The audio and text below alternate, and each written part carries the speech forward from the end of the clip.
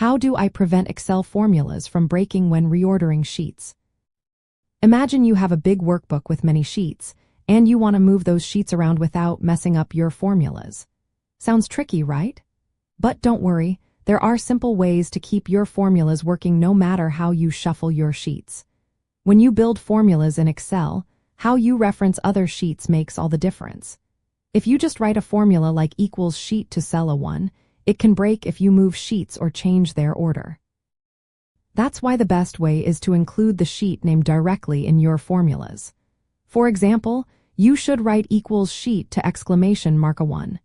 This way, Excel always knows exactly which sheet and cell you mean, no matter where the sheets are in your workbook.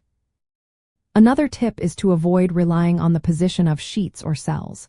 If you use formulas that depend on relative positions, like indirect references without specific sheet names, they might give wrong results or break when you move sheets. Instead, always include the sheet name in your formulas to keep them stable. You can also use named ranges. These are labels you assign to specific cells or ranges on a sheet. When you use named ranges in your formulas, they stay accurate even if you move or rename sheets. It makes your formulas easier to read and less likely to break. Be careful when sorting data within a sheet. If your formulas refer to other cells on the same sheet and you sort the data, the references might change unexpectedly.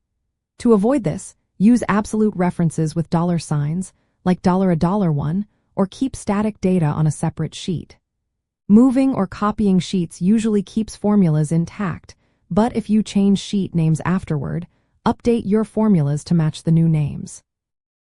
The indirect function can be useful if you want formulas to refer dynamically to sheets or cells.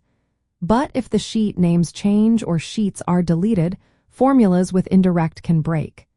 Use this function carefully and only when necessary. When creating workbooks with many sheets, always write formulas that explicitly include the sheet name. This keeps your formulas safe when you reorder or rename sheets.